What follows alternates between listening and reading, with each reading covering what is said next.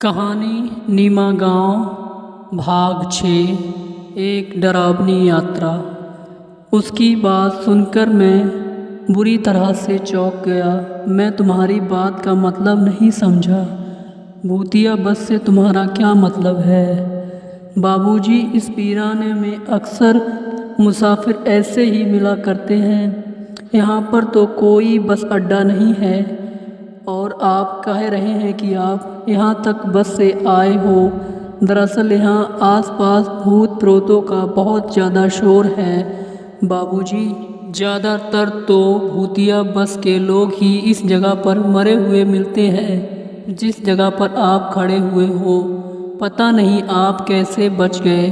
पता नहीं क्यों उन्होंने आपको कुछ भी नहीं किया। अगर आप चाहो तो आप मेरे घर चल सकते हो।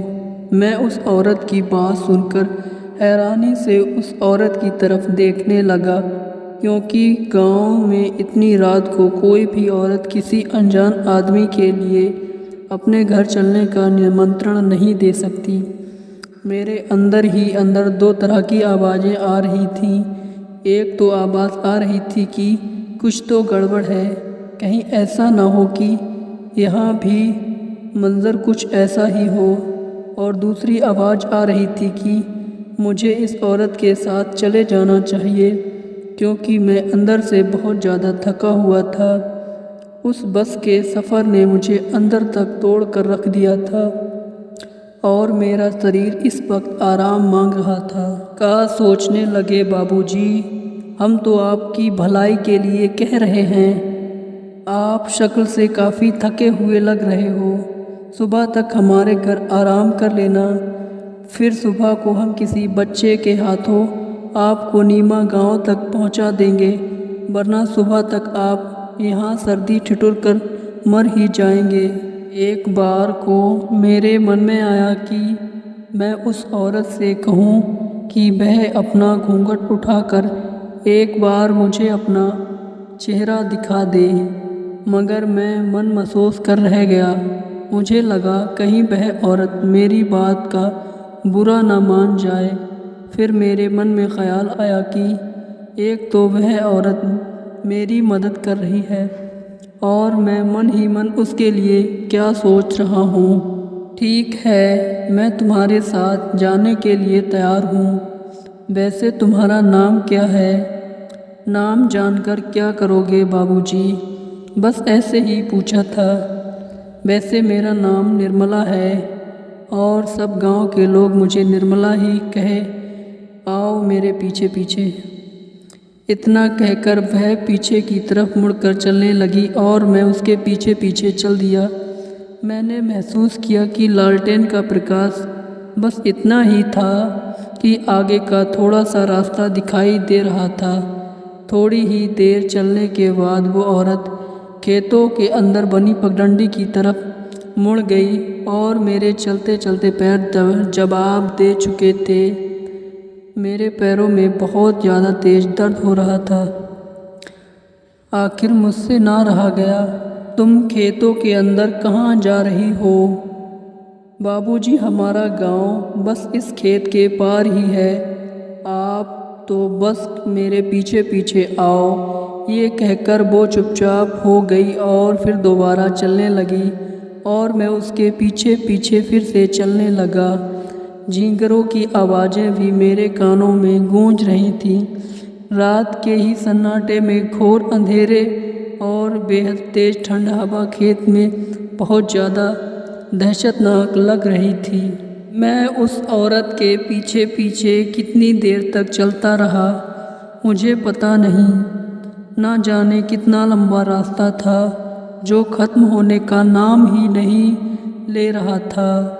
ठंड बढ़ती चली जा रही थी।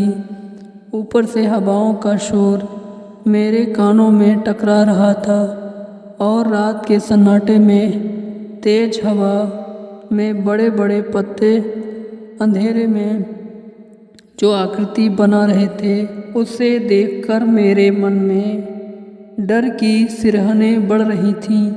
मैंने दोबारा उस औरत से पूछा जिसने अपना नाम निर्मला बताया था, और कितनी दूर चलना पड़ेगा? बस बाबूजी, ज़्यादा दूर तक नहीं, यहीं आसपास है मेरा घर। चलते चलते मुझे महसूस हुआ कि मैं खेतों से बाहर निकल कर आया था। मैंने अभी अभी निर्मला के पीछे ही चला था। अब मुझे दूर कच्चे मकानों की हल्की हल्की आकृति दिखाई देने लगी।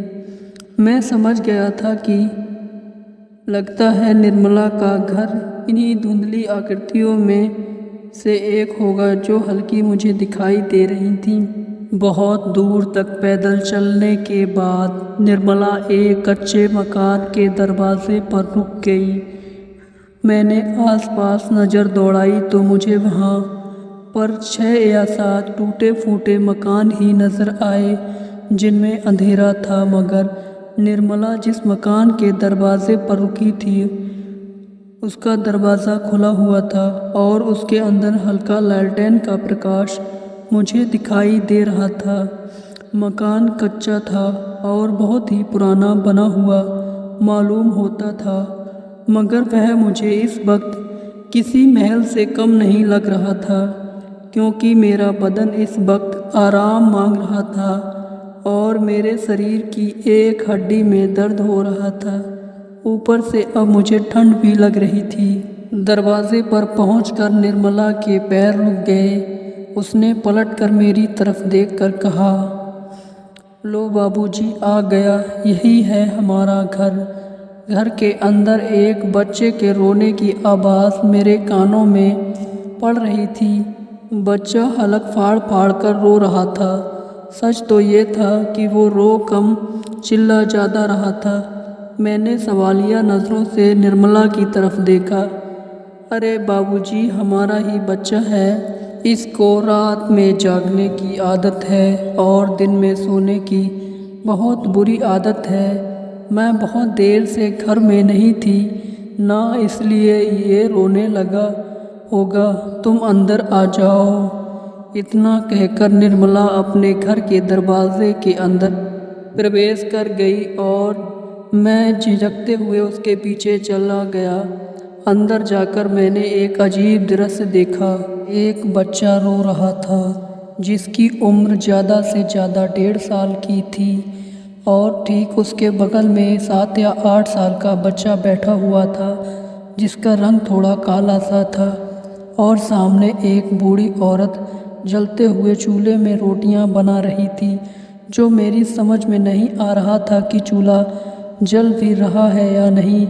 मुश्किल से 1 या 2 लकड़ी चूल्हे में रखी हुई थी जो बहुत धीमी आंच पर थी। वो बूढ़ी औरत निर्मला से कहने लगी, उसकी आवाज़ में बहुत सा क्रोध था, अरे कहाँ मर गई थी तू? तेरा बच्चा बहुत देर से रो रहा है। तुझसे कितनी बार मना किया है कि जल्दी आ जाया कर। मर्द तेरा इंतज़ार करते करते बाहर ही सो गया। उस बूढ़ी औरत का वाक्य सुनकर मुझे बड़ा ही अचंभा हुआ। इतनी बड़ी सर्दी में सांस लेने में कठिनाई हो रही है और यह कह रही है कि तेरा मर्द बाहर सो गया। फिर मेरे मन में विचार आया कि हो सकता है इसका पति ज़रूर पियक्कड़ होगा, शराब के नशे में बाहर सो गया होगा, क्योंकि शराबियों को सर्दी नहीं लगती। अब उस मकान को गौर से देखने लगा। देखने पर मुझे आभास हो गया कि मकान के नाम पर सिर्फ एक वह छोटा सा कमरा था, वह भी कच्चा। बूढ़ी औरत और निर्मला 2 बच्चे मिलकर सिर्फ इतनी सी जगह में एक तरफ कूस लेकर बैठे हुए हैं। मैं अंदर ही अंदर मन महसूस कर रह गया कि जो भी हो, अंदर जाते हुए थोड़ी सर्दी मुझे कम लगी। मेरे लिए इतना ही बहुत था। इधर उधर बैठने की जगह तलाश करने लगा, मगर मुझे वहाँ कुछ भी नहीं दिखाई दिया। तभी मेरे कानों में निर्मला की आवाज़ टकराई। बूढ़ी औरत से बातें कर रही थी। निर्मला कहती है, अरे अम्मा, तू देखना मैं अपने साथ किसको लाई हूँ। दोस्तों, यह था कहानी नीमा गांव एक डरावनी यात्रा का भाग 6। मिलते हैं कहानी के अगले भाग में। चैनल को सब्सक्राइब करें।